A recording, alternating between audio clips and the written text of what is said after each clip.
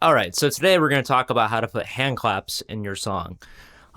This information, well, it's part of an informational thing I've been trying to do more of on YouTube and TikTok for, various song production things.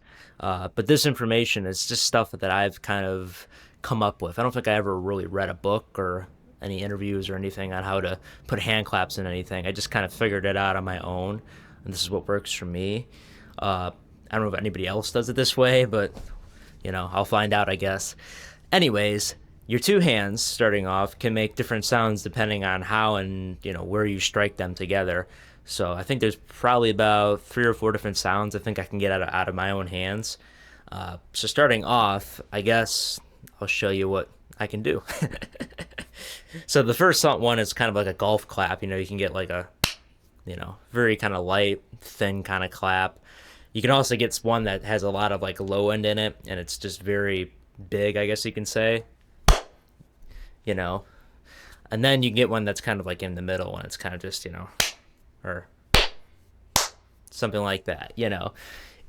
Obviously, when you're doing this and tracking, there's going to be some slight differences and nuances because you're not going to hit your hands together in the exact same spot every time. And that's part of what makes hand claps great. And on that point, the timing of them, you don't want them to all be perfectly in time because it's just like double tracking anything. If they're all perfectly in time, then you kind of lose what gives it that magic. It has to be slightly off time because the flamming is a big part of it when it comes to hand claps, because it's a percussion instrument. And if you're putting it on a downbeat, it just gives it more power. If it's right on the beat with the snare and stuff, it just doesn't work like that. And you get that natural sound if you actually track it and do it live versus programming it into a drum through a sample. It's easier to put it out of time, obviously, and it's just because it's just naturally, as a human, that's just what happens. So with that being said, I don't think there's anything else I need to go over. Let's have programmed up a drum beat, and let's go put some claps on this song and layer them up, and I'll show you how they sound.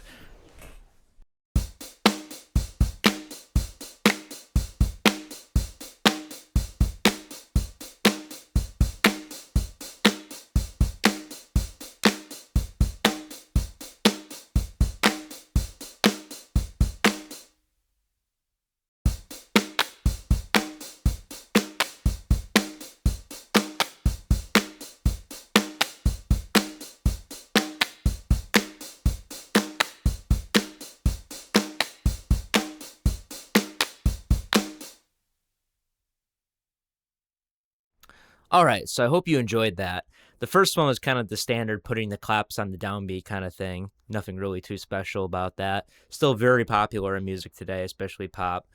The second one's kind of more of a, I don't want to say outdated, but it's not really used really at all these days. It used to be incredibly popular in 60s to 80s rock music and popular music, but it kind of died out, probably with rock music.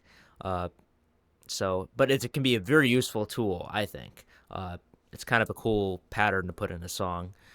And you can kind of see just putting those up against, the same drum beat, how much a complementary rhythm instrument like hand claps can affect the whole sound of a song, really. And how nice of it can be as a layering instrument. I recorded those. That's 6 tracks of hand claps. And that's really how much you need to get that big sound. And I also panned them out a little bit and heavily compressed them because that's what you also have to do. Just because there is a lot of different, gain levels when it comes to doing that. Some of them are louder than the others, and they're kind of all over the place. So you really have to chop them down a lot just to get them to sound relatively even. And that's one of the many things that's part of the sound of having those in your song. But beyond that, I don't think I really did much else to it. I added a little bit of a room onto it, just to kind of blend it back in with the drums a bit more. But I didn't really spend too much time on it, and it sounds pretty good. So, hope you enjoyed this informational video.